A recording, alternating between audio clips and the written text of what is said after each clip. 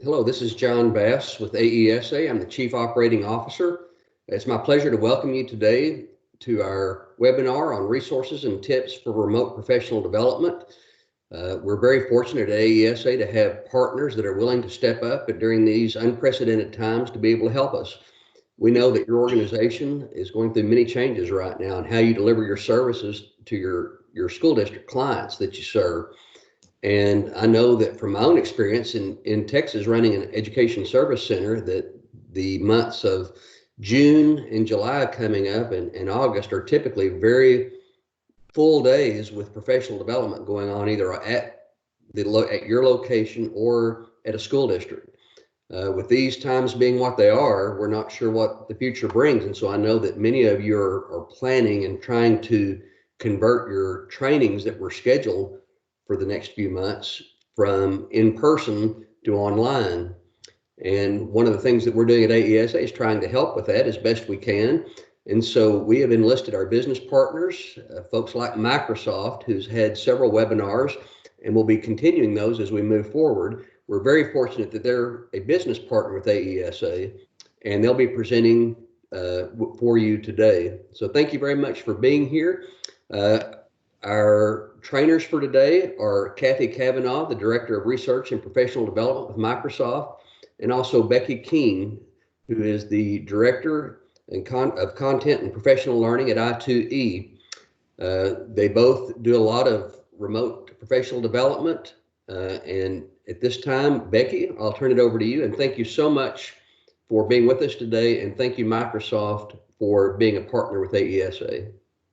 It's my pleasure, John. Thank you for that warm welcome. I'm thrilled to be with you all this morning.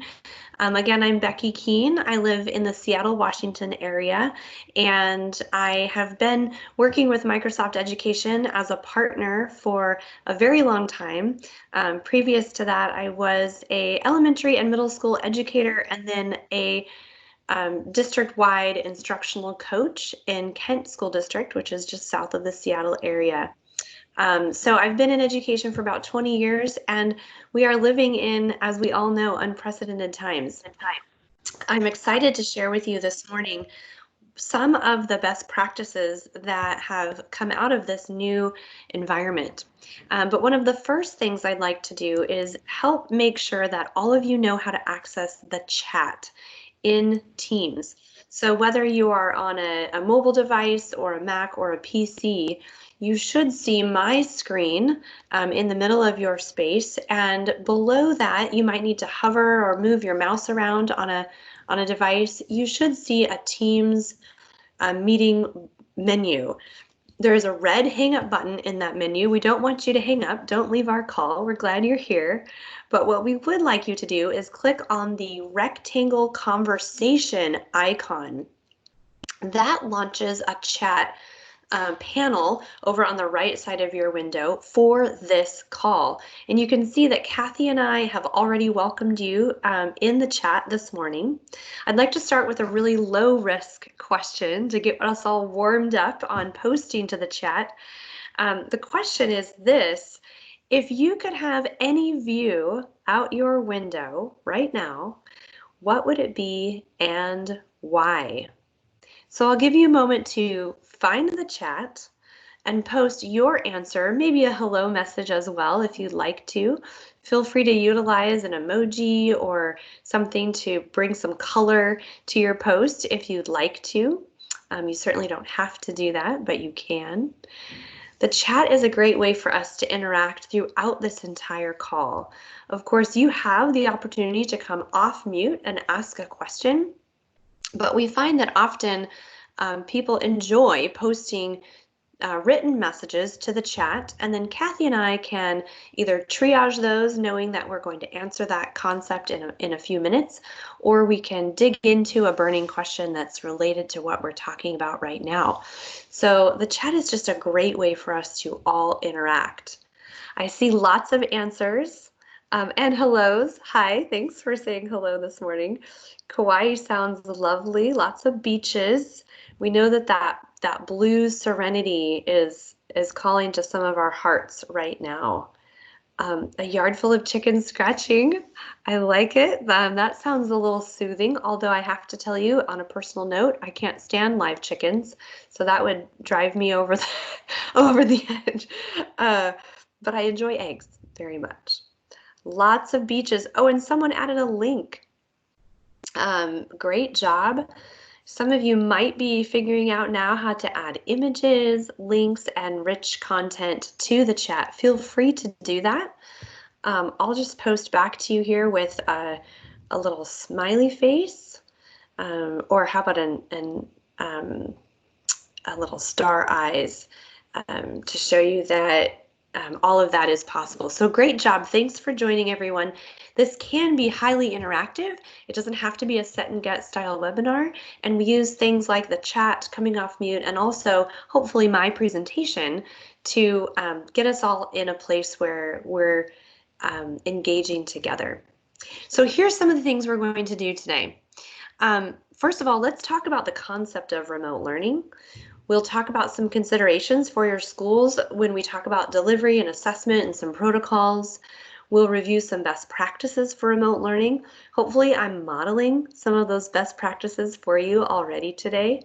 And finally, Kathy and I will both be reviewing some of the Microsoft Education tools and resources that you can use to meet those remote learning goals. There are so many things available, and I'm just going to apologize to you in advance because I imagine your brains are already full of all of the things that you would like to do to support your students. So I thank you for being here and being willing to absorb one more piece of content, one more remote call this morning or afternoon. But I hope that you will get some rich resources out of this that you can take and repurpose or share with the constituents that you work with in your service agencies. So here we go. That's a little bit of what we're covering. Our session is planned for 1 hour, so hopefully we all have my hot water here this morning. Hopefully you have your beverage and you're all settled in to stick with us for a little bit more time. So our next question that goes into the chat, if you'd like to post your reply, is what do you hope to get out of this session this morning? So again, posting to the chat, just like you posted about the beautiful view out your window, go ahead and let Kathy and I know what you are hoping to get out of this morning's session. And I'll give you about 30 seconds to do that.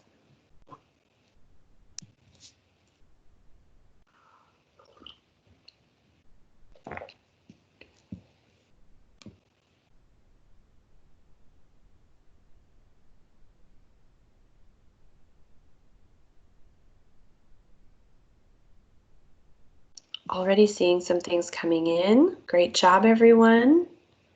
It's really helpful for us to see some of the things that you're thinking about.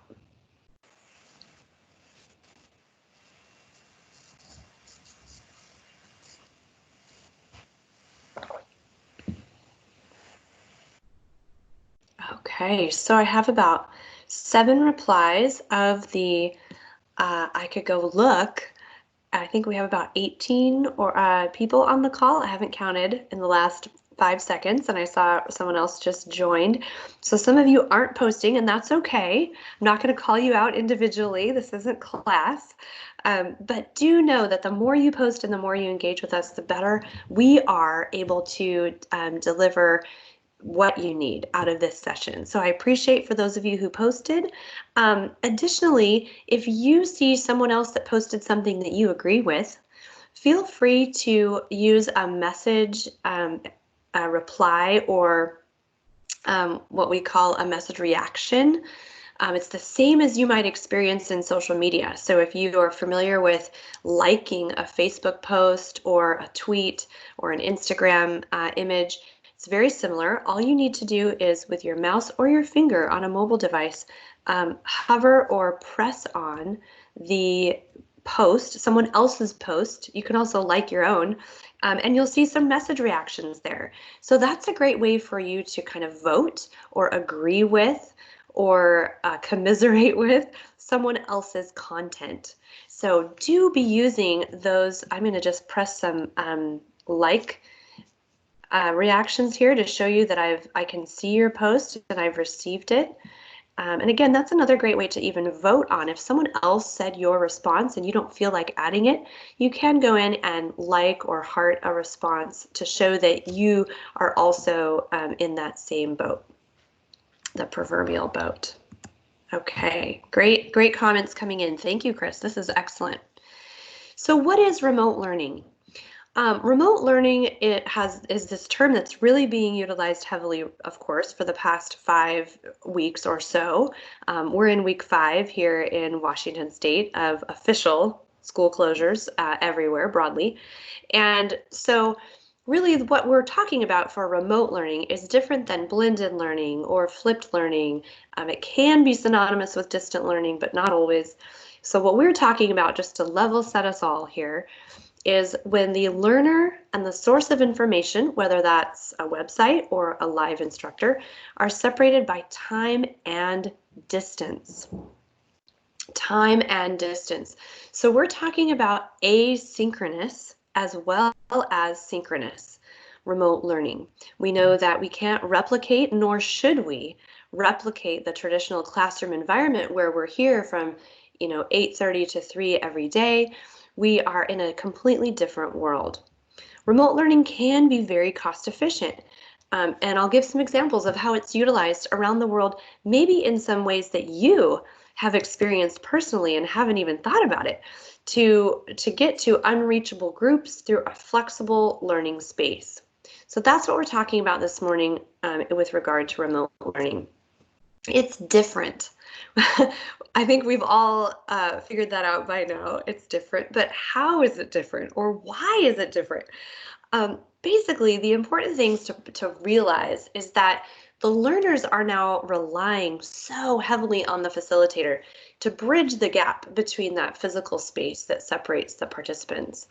So for example, when I taught 3rd grade, and I was doing a read aloud, I called all of my students up to the floor. I sat in a rocking chair. We were cozy, we were close, and that makes a read aloud feel really good. Some teachers dim their lights, turn on a lamp if those are allowed in their classrooms. We don't have that opportunity now. Now we have teachers reading over Flipgrid to their students or over Microsoft Stream and posting those videos. And so that physical space creates a barrier that the facilitator then is responsible for bridging.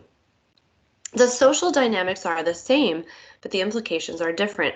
So another example of that might be if I, in a professional learning experience, ask my participants to go do something. Maybe they click on a link, or they watch a video on their own, or they interact with a Genially graphic, or they post to the chat. To bring them back to me, I have to use different cueing systems. I don't have the opportunity to, holler out at everyone in my space, "Hey everyone, come on back." Maybe they muted so they could go do something. So we have this opportunity to think about doing that social cueing in a different, more digital way. The other issue we're seeing just pervasively is that the content can feel very static and distant. And that's because a webinar and remote learning are 2 different things. A webinar tends to be this delivery model. Some of them are more interactive than others, but when we think about a webinar, we think about being able to sit a little bit static in our seats and in our homes and absorb content. Maybe we're multitasking and looking at other things. A remote learning experience should be dynamic and engaging, and we do that by integrating some additional tools, some of which I'm modeling for you on this call. Through Microsoft Teams, for example, students are able to interact with all sorts of apps. There's over 200 apps available that are integrated in that environment. So that means that students can be in an asynchronous or synchronous team space and interacting with content in new and different ways. So just to give you a few examples of what this looks like. Project Kakuma is one example that is near and dear to my heart. launched by Koen Timmers. I'm just going to jot his name down on the screen here if you're interested in finding out more about him or his work. He has just recently partnered with Jane Goodall and some amazing other foundations. But 5 years ago, Koen's in Belgium, and he was here in the Seattle area for a Microsoft Education Global event, which is where I met him. And he was brainstorming how he could reach students in Kakuma, Kenya with education. They were students there who had no trained teachers and no community volunteers who were able to step up because the community there was really focused on survival, not on education. And so Koen undertook an amazing journey that now 5 years later, these students have a school facility, but it started with just one computer and an internet connection. The students would gather around every day, and educators like me from around the world were leading these students in a curriculum. It's an incredibly powerful experience, and you can look up and read all sorts of things about that. Just do a search for Project Kakuma on the internet, you'll find it. Another example is rural school systems. I'm sure many of you are familiar with offering a world language or a specialized computer science class or advanced mathematics or CTE classes remotely for students who aren't able to join because those courses aren't offered in their neighborhood or community school. I know in my own school system, American Sign Language was not taught at every high school. And so students who wanted to join American Sign Language classes could do so over Skype. Before Teams even existed, students were joining those classes virtually from their own school during the day with another teacher in another building. So we have lots of examples of that. We may have examples in this call. I'm guessing that some of you might have taken an advanced degree or something like that online.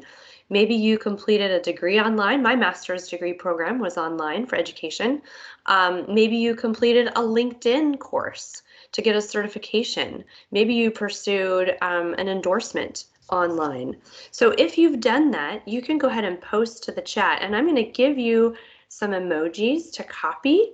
For those of you who don't have an emoji keyboard, just at the ready, I'll give you some thumbs up, thumbs downs, and you can copy and paste those into the chat if you don't have your own. But go ahead and give us a thumbs up or a thumbs down if you have completed an endorsement, an online learning course, a degree program, any remote learning experience. Go ahead and post that. Thank you, unknown user who posted back. Yes. Oh, lots of thumbs ups coming in. So you have adult learning experiences with remote learning, which is great. You've probably seen it done effectively and also not so effectively. Lots of LinkedIn Learning Paths. Yes, me too. We also have the Microsoft Educator Center, which Kathy is going to speak about in a little bit. So thank you for responding in the chat. And I see all thumbs ups, no thumbs downs. So that's very interesting. So considerations for schools. This is where you can start to be thinking about as we move into remote learning. We've had this giant pendulum swing, at least in the United States. Kathy and I are connected with educators in all 50 states, and what we get to hear about is the swing, right? From moment of panic where educators realized, oh no, this is happening, I'm going to have to figure out how to support, to school systems, not being necessarily at the ready with remote learning tools because this is a new challenge for them, to handing out devices, to adopting systems, to banning other systems, to sending out. I know the teachers in my school system where I live received a 21-page PDF giving them directions on how to advance remote learning. And one of my hills to die on is to please stop and consider, what are your goals for remote learning? And sometimes we're moving too quickly to stop and think about goals. However, if our goal is to stay socially connected with students and reduce social isolation, we're going to approach this very differently than if our goal is to finish academic content and be ready to advance students in their curriculum. And maybe those are both goals, but the strategies that we use, the tools that we implement, and the recommendations that we make are going to be very different depending on the goals of our school system. If our goal is equity, then we have to focus on very different things than if our goal is ease of access. So that's something to think about. We also need to consider how students will access materials away from campus. If that was not already a part of a school system's plan, then they're really having to scramble at this point to pass out devices, get Wi-Fi or MiFi or hotspots or community services available. One school system here sent out mobile Wi-Fi vans into neighborhoods to ensure that students would have access in their greatest need communities. How will students get access to those materials? Are they using something like OneNote, where they can sync up with an internet connection once or twice a day? Or are they having to be online constantly? Do they have devices at home? Are they sharing one device as a family? All these things are really important. And then the next step, notice we haven't even talked about curriculum, right? But the next step is to think about digital citizenship for student safety. So we're hearing, as I'm sure you are, so many concerns around increased instances of access to the possibility of bullying or harassment or even just students being disrespectful or inappropriate or thoughtless. Not super kind online. And again, if a school system hasn't put lots of energy into creating a positive class culture and digital citizenship with success, then those things are now amplified in a technology-dense environment. So establishing digital citizenship and expectations for students from the start is extremely important. I love all of the icons coming in. The whale, I like the whale. So the fourth is creating a secure environment for student data. We know that teachers are very, very quick to sign up for free accounts, and don't get me wrong, I'm all in. I'm like, yes, sign me up. Thanks, Pear Deck, for being free forever. Thanks, Newsela, for offering your licensing free for the rest of the school year. However, I know that as an IT person, then we have concerns around data sharing, and suddenly teachers are even more ready to jump on board new apps open. They're looking for support. Just a moment. Consider what are the top apps being requested and get those data sharing agreements in place can be really, really important. Also, what types of courses should be offered online? Surely not everything is delivered well over remote learning, although there's been very creative ways to remedy that. My daughter joins her gymnastics class now remotely, which is not the same as in person, but definitely in the right direction. Culinary arts and auto mechanics classes, those are difficult to do in a remote learning environment. So starting with the low-hanging fruit, to use that expression, of our core content areas can get us off the ground while we brainstorm how to support those courses that are more specialized and have more challenges in a virtual delivery model. And then finally, how do we assess student learning? Right now, there's a myriad of ways that teachers are being asked to assess, formally and informally. Some school systems are focused on simply giving kids feedback. Other systems are asking teachers to assess. Other systems are saying, don't give a grade at all during this time. So we need to think about going back to, I'm going to draw a little arrow here on my screen, going back to the goals of remote learning. And if our goal is to get students through their curriculum, then our assessments will look different than if our goal was simply to build social emotional connections. Someone's at my door. I'm going to let my son get it. I apologize. Things you can't possibly expect, right? All right. So moving on here, best practices of remote facilitation. So this is where we start to think about what do we need to put in place so that we can facilitate courses remotely. So the first pillar that we're going to talk about is technical. Now these are in order for a reason. Technical is our starting point. Then we move to social, then we move to managerial, then we move to intellectual. There's a very solid trajectory. This is research-based, where we have to kind of move some challenges out of the way. Great job, everyone. So that we can get to the content, that intellectual pillar. So we're going to dig into these now. And I would appreciate very much any sorts of questions or comments that you have. Post those in the chat and we can be answering them as we go. I know Kathy is keeping an eye on the chat as well in case there are questions, and then I can always pause and answer one too. So starting with technical, that's our first pillar, because as you know from joining this call today, if the technical challenges are not out of the way, we're not doing remote learning. So the role of the facilitator is to help everyone get comfortable. I did that in a couple of different ways, if you noticed. One is I played music when you were joining the call. It sets a little bit of a lighthearted tone, but it also gives you an opportunity to know if your microphone and speakers are working. If you don't hear the music, you know how that your speakers aren't working, and you know how to fix it, because I've put some graphics on the screen for you. Instead of the pretty welcome slide we might expect, instead we change to a technical support slide as people are joining. And we're finding that that saves us a solid 5 to 10 minutes at the beginning of every remote learning experience with people who are new to a system. We also give them on-screen visual cues. So for example, right here, I've utilized the microphone icon. That's the one you would click to unmute. And those types of on-screen cues are very, very helpful.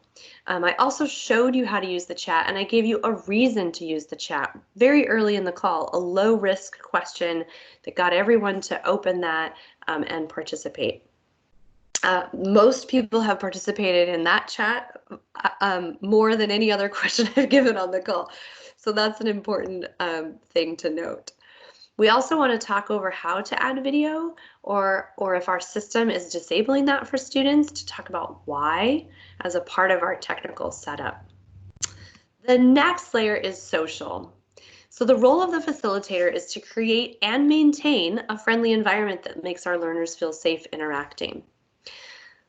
Again, that's why I started with a lower risk question in the chat. I didn't start with, tell me the challenges you're having. That's a high risk question. We start with something social and engaging. We encourage people to use what we would call the fun elements.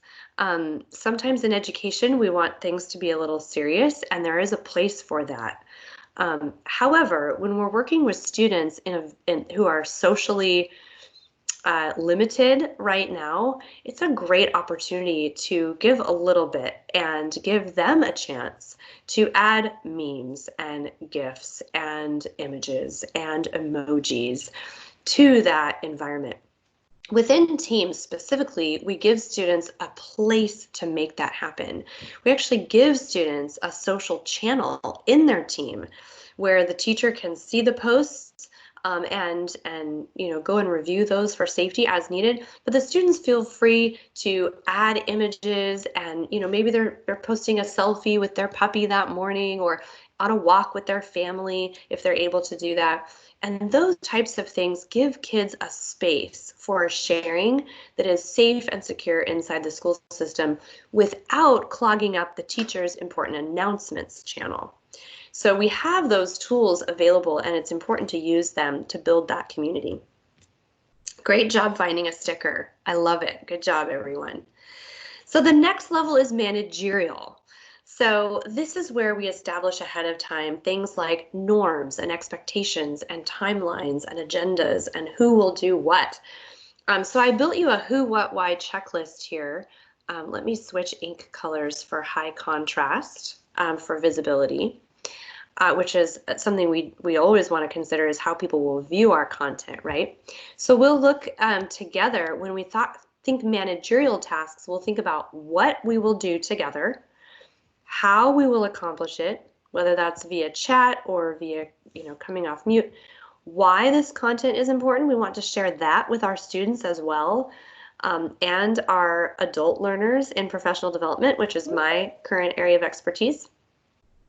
When we'll take a break or finish. If your session is over 60 minutes, there should be a break. There should be a time for people to get up and stretch.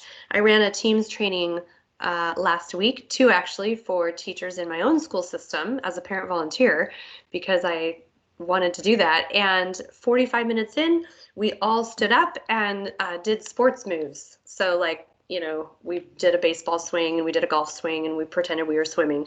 And those things just got us up and moving midway through the call, and then we were able to settle back in. So do plan for that. No one likes to sit longer than about an hour. And then who will be expected to do certain things like share or post? As a manager of the call, I would say in advance, I'm going to be asking you to share, one thing that happened at your house this week, or a favorite meal, or something that fits my audience. So we want to say those things in advance to reduce the anxiety of being called on in the moment and give people an opportunity to know what's coming. Finally, after we've solved technical challenges, we've bridged the social distance, we've managed the expectations of the call and how we'll interact, then we get to content. It's that far down the list, surprisingly enough. So the role of the facilitator is to prepare for this experience. Now you're receiving a training today that's a little more sit and get and listen than I would do with students, or if we were working together in a team in Microsoft Teams. I would send you out to go watch a best practice video, or I would post a tab in Teams that you can contribute to a whiteboard, and we could brainstorm together. I have some ideas here on this slide for you about following a link, or clicking through an interactive graphic, or watching a video. Here's my little YouTube symbol. Maybe we complete a mini assignment. Mini assignments take 5 minutes, and then or less, and then we come back. I need a new tip on my Surface Pen here. That's a mess. Here, I'll erase. That's something that we can do during a call to have people go do something and then come right back. We can also have people post to the chat, which you've been doing, or come off mute and share out loud. So those are just some very quick tips on how we can make things a little more interactive. I think the important thing to note here is that when we're thinking about remote learning, we're thinking about experiences that include those higher levels of blooms, right? It's not just watch a Khan Academy, complete a forms quiz, call it a day. We're still wanting students to do those higher levels of critical thinking, depth of knowledge 4 and 5 if you're using the DOK model. It's just delivered in a different way. So finally, what do we have in the Microsoft Education Toolkit that would allow for these things to happen? I'm going to share some of those things with you, and then Kathy is going to point you to some excellent follow-up resources that are available to get teachers some knowledge and understanding on tools that they may not have an awareness in, and also get them some additional support. Before I dig into the Microsoft tool alignment, I'd like you to post to the chat, because you're doing a great job on that. And it helps me see that you're still here and wide awake, because I can't see you all in video when I'm sharing my screen like this because of the way I've chosen to share. I could have seen you all. I'd love you to post to the chat your favorite or most used Microsoft tool. Because even if you're in a system that is 100% Google and Chromebooks, I'm guessing you still use a Microsoft tool at some capacity, or have in the past. Office. Office is a giant umbrella. Could you be I'm going to challenge you to be more specific. More than Office. Office has a lot of apps under its umbrella. Calendar, the calendar in Outlook, absolutely. Or the calendar app on a Windows 10 device, or the calendar feature in Office 365, Office Online. It's a separate app, calendar specifically. Immersive Reader, that's awesome. Very good. Very good. Glenn, you don't have to apologize for being a Google Apple district. You can still use Office 365 on a Chromebook and on an iPad. In fact, the Office apps for iPad are amazing. And since it's free for education, a lot of people find themselves moving back and forth. You do not have to apologize, not one bit. Okay, Word and PowerPoint, absolutely. I'm in PowerPoint now.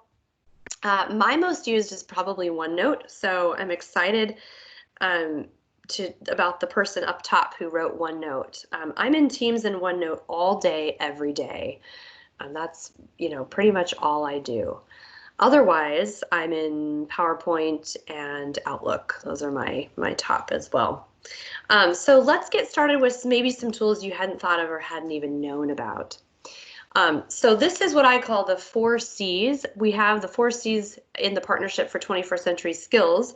I've modified the 4 C's to talk specifically about remote learning. So here's our first one. Our first one is consume. This is where we are giving content to the students, okay, from the teacher to the student. They are consuming the content. Maybe they're constructing their own knowledge, but they are the recipient of this content. So the teacher can, of course, post to Teams. So can students, if the teacher has allowed that in their channels. The teacher can add content to tabs in Teams, which is basically like setting up your lesson plan for the day. Instead of directing students out to websites, out to the internet, traveling and increasing classroom distractions, we're able to keep everything in this one safe, secure environment inside Teams by adding tabs to a channel. And if you don't know anything about Teams, that doesn't resonate with you at all, but hopefully what I'm describing, this safe environment where I can kind of generate a lesson plan for the day or the week for my students is what we're thinking about here. Assignments, of course, assignments in Teams, so we can help students track their progress and workflow, and parents as well. Screen and slide recordings. Just yesterday, I produced a 45-minute screen recording for Minecraft for a school system in Palm Beach, Florida, who wanted to see an overview of some of the new features. And I shared that and created it completely in PowerPoint. And then finally, a forms quiz. Forms has the ability to give not only surveys, but also auto-graded quizzes. Even if we're not giving students official grades right now, it is critically important that students receive real-time feedback. And the best way students receive real-time feedback is in a forms quiz, because they're getting those results instantly, seeing an opportunity there to rethink one of their mistakes, and also positive feedback on where they perform really well. My second C is create. There are so many ways to create content within the Office 365 tool set. One of the things you may or may not be aware of is Sway. Sway is a digital storytelling tool. Here's the icon for Sway on the page. I'll just circle that match. And it allows students and teachers to create really beautiful portfolios, newsletters, stories in a professional web-based environment. Minecraft, of course, the Education Edition is available on PCs, Macs, or iPads. Free right now for all of education as part of an Office 365 login for students and teachers. I can think of no better place to create than Minecraft. And then also third-party integrations. We have things like Buncee and Pear Deck and Wakelet and Flipgrid, which is now owned by Microsoft and a tool used by millions of educators every day. Right now, Flipgrid is getting a new educator signed up every 3 seconds around the globe. Perfect tool for student creation of content. Again, all of this is available with the exception of Minecraft on any device with an internet connection, and then Minecraft being available on PC, Mac, or iPad. The third category here is Collaborate. Love the shout out to Flipgrid. Collaborate is an opportunity for us to work together, right? Whether it's teacher working with student or students working with other students or everyone working in the same space, nothing beats the collaboration of OneNote. And I say that just unequivocally as a OneNote user for the past 15 years in education with students. There is nothing else like it. So the OneNote space is where we can collaborate and have teachers giving feedback to students in as close to real time as possible. We have shared file spaces in Teams. If you're a Google district, that's very similar to a Google site where everyone is working together on shared files. Of course, Teams audio and video calls. Just this morning, my son was on an audio call with someone from his class who was struggling with an assignment. They popped on a Teams audio call together. My son gave him some advice on what to do. It happened to be in OneNote, and they were on their way to continue learning. So those opportunities exist in our system and are important to capitalize on. Microsoft Whiteboard is a tool that allows us to ink and create and drag and drop in a digital space where we can all work together on sketching and designing and creative thinking. And then, of course, Minecraft. With that multiplayer option, students can play remotely together as long as they're logged into the same school system. Very exciting possibilities there. Finally, communicate. Now, this is a space where it's very important right now specifically to think about all of the ways that students can be collaborating and communicating with each other. One of the possibilities in Teams is called Meet Now, and that's available in a channel in Teams without creating a meeting request, without going through that kind of formal process. A student, a teacher, a group of students, a whole classroom can choose a Meet Now, which means that meeting is open and available for anyone who's online to join right now. And that's exciting because it allows people to jump into a space together. Now, if you had a little heart arrhythmia when I said students could create a Meet Now, that's only if the IT department and the teacher have allowed that to occur in the school system. So just know that anything I say can be moderated and can be updated based on user policies. However, in a perfect world, in my personal opinion, students would be able to jump on a call with their teammates and work on a project, even though they're not sitting in the same room. We have chat, of course. You're participating in a chat now. Chats are pervasive in Teams and available from within the system, so we can always come back to this information. I've been chatting with my team members in my job all morning. Instead of sending emails back and forth, we're sending chat messages, similar to sending a text message via mobile device. We also have Flipgrid, and Glenn gave a shout out here to Flipgrid. That's a tool that allows for that asynchronous video response.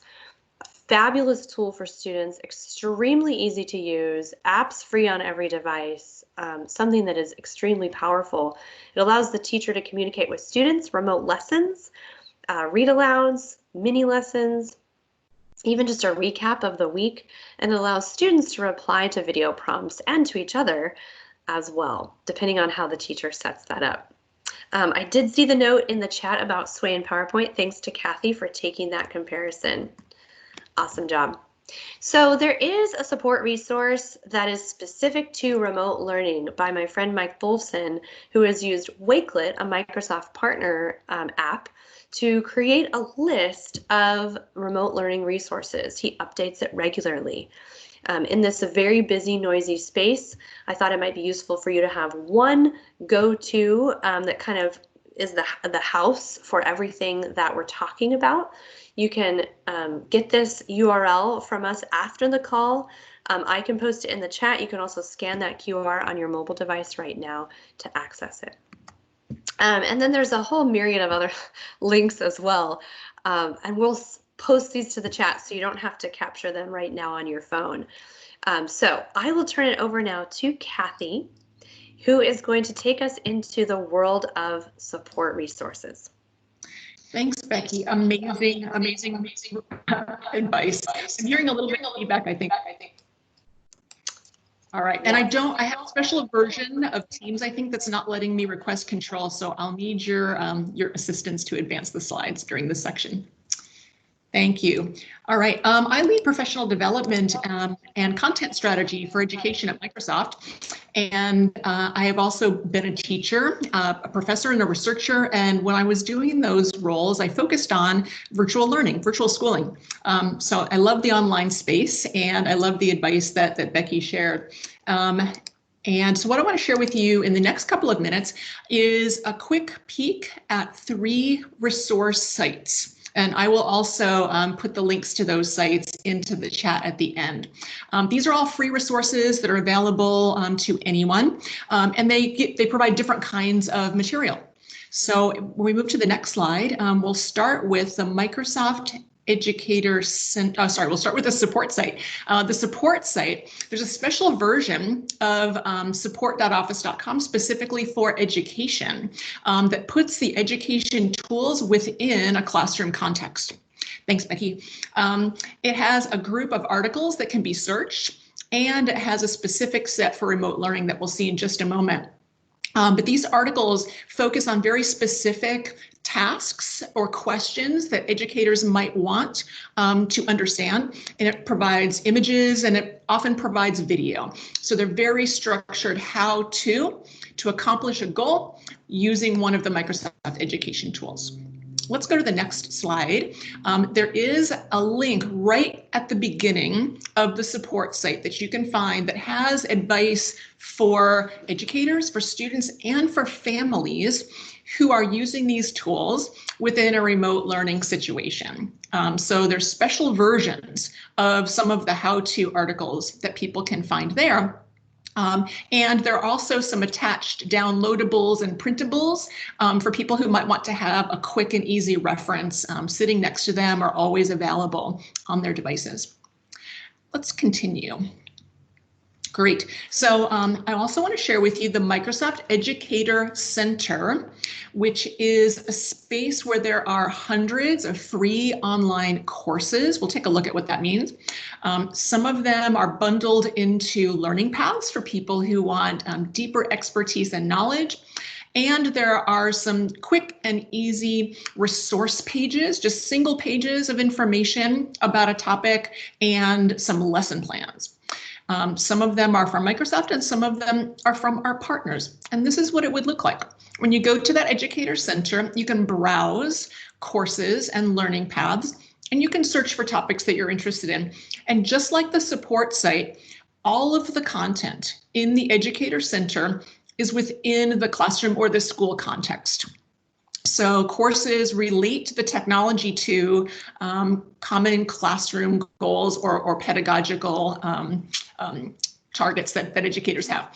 So there's some popular courses there for people who are getting started using specific software, but there are some very general courses for educators who might want to do something like teach with sustainable development goals or use 21st century learning design to increase collaboration in their classrooms.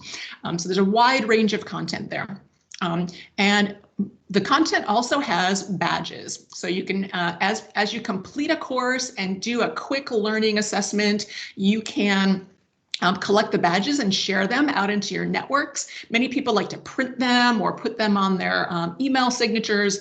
And there's also a transcript that is a record of all of the training that somebody has done in the MEC in case they need to turn that in to get professional development or continuing education credits.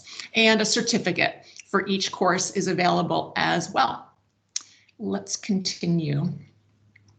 So this is a little bit of a highlight of some of the partners. We have amazing partners who contribute. There's quite a bit of content in the area of inclusion, accessibility, and special needs. There's amazing STEM content from NASA and the Oceans Project at BBC, and lots of other content from other partners. So I encourage you to browse. New content is added every week, so there's always something new for you to find. Great. The last resource that I wanted to share is something that we call teacher training packs. These are connected to that first site that I showed you, the support site, and you can see all of the topics. These are downloadable packages of material that can be used for facilitated workshops and training. So they include a PowerPoint slide, they include a printable takeaway for teachers, so they can remember the steps or the features and the functions that they learned. And many of them also even have email and rosters and certificates and everything that you would need to do a workshop, but it's all customizable because it's PowerPoint. So you can take those as the starting point of a training. And again, they all connect the technology with the pedagogy. So you can see from the topics, the range of academic skills and kind of classroom scenarios that are addressed in those teacher training packs. So all of that is free, it's available, and we hope that you find it useful. And on the last slide, there are the links to those resources, which I will add right now into the chat. So let us know if there's something that you're looking for that you don't find, because I also lead the team who creates all that content, and we would love to hear from you. So I think back to John. Thank you, Kathy and Becky. I'll give just a second to see if any other questions may come in the chat box. So if you'll kind of keep an eye on that for me as I talk about a couple of other things that I want to bring up. One is, since you AESA members, I'd like to share a little bit of information about some affinity groups that you might be interested in, or our AESA community, I should say. If you look at our website, which I hope you can see now on the screen, in the upper right-hand corner, you see an AESA community. If you've not joined the AESA community, please do so as soon as this webinar concludes. It's something that we've put together to try to help our members stay connected with each other, to share from each other. The real benefit of being a member of AESA is being able to share with each other, because there's a lot of expertise amongst our 500 plus service agencies that we have in over 42 states. So I'm hoping that you'll go into that AESA community, sign up for it. It doesn't cost anything because you're a member, and make sure you join the All Community site. And then you can also look at any other affinity groups that are out there that you may have an interest in. I know there are some on professional development, on alternative types of delivery technology. There's all kinds of affinity groups out there, some for leadership, some for just instruction. If you would take a few minutes after this and go in and make sure you're signed in, that you start that if you've not done that, and then also take a look around and see what you might be interested in. One of the newest ones we have is for COVID-19 resources, because we know there are a lot of needs out there right now with our members, and we're trying to collect what we can, and we're encouraging our members to add to that as they go. So hopefully that's something that'll be able to help as you move forward, as AESA strives to better meet your needs. Now, before I close, are there any other questions that came in?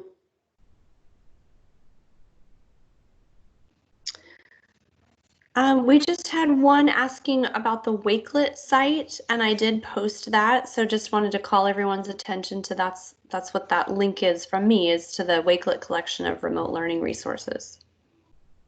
Very good. Well, again, thank you, Becky. Thank you, Kathy, for a very informative meeting. I hope it's something that our members found informative and helpful. If you have any questions about this or need to go back and refer to this, we'll have this recording available. But thank you again, Microsoft, and thank you for joining us, and good luck as your organization and you move to what our new normal is on how we provide professional development. But thanks very much for joining. Have a good day. Thanks, everyone. We appreciate being here. Thanks, everyone.